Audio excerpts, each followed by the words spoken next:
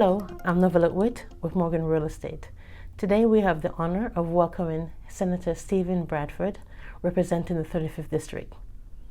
Hello, Senator. Thank you so much for talking with us today. Thank you for having me. Great. Now, there are a lot of great things happening right now in South Bay, and one of them happens to be the Clippers Arena that's going to be opening up around, Century and Perry. What can you tell us about that? We're in the process of negotiating with CARB right now, and the negotiations aren't going well, just to be honest with you. They're putting more stringent mitigation requirements on this arena than any arena in the state and probably any arena in the nation, and we're asking the questions of why. Is it because of race? Is it because of socioeconomics of this community? Is it what's the reason for it? I mean, we've had 4 arena deals that have been approved in the last 4 years. None of them had the same amount of roadblocks and hurdles. So we're going to keep our fingers crossed and keep working to address those concerns and hopefully get it done. Okay, all right, good. Let's hope so. The oil refineries are a big factor in Southern California, producing approximately 40% of the fuel we use. How can residents be assured that they continue to operate safely? I think they have. I mean, I think their history demonstrates that. I know there's concerns about MHA, modified hydrochloric acid, but at the Torrance Refinery, which they're putting major safeguards and procedures in place to make sure that that facility is operated in a safe and reliable manner. As you stated, it's very critical to the state of California.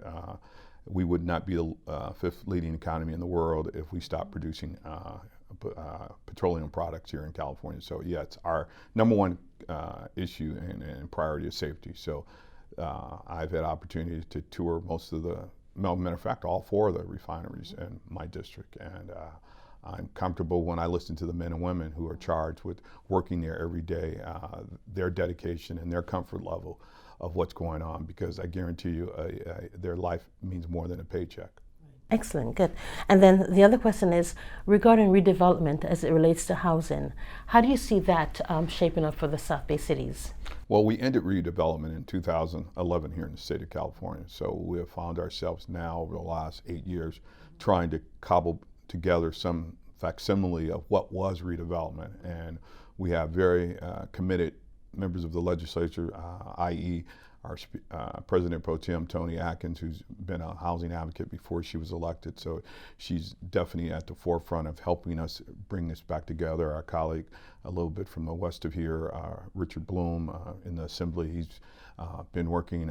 We had some inclusionary housing language to incentivize developers to build more affordable housing if they're granted to, say, do 100 units, we'll say, okay, add an additional 10 at below market rate. So we're having discussions like that. We're moving forward. We've had great movement with this governor this year with his commitment to housing. There's been a major infusion of cash, and but we're still millions of units short of what we need in order to address this cost. Okay. Excellent.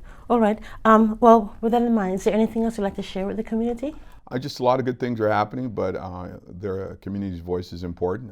It's good to have outlets such as this to allow communities to understand what's going on in the district, but more importantly, what's going on in the state of California. But we're excited about where we are in California. We've made the highest investment in public education in the state's history, so we're going to continue to lead with our priorities. And education is definitely one. The environment is one of those as well, and making sure we have affordable housing and good jobs here in the state of California.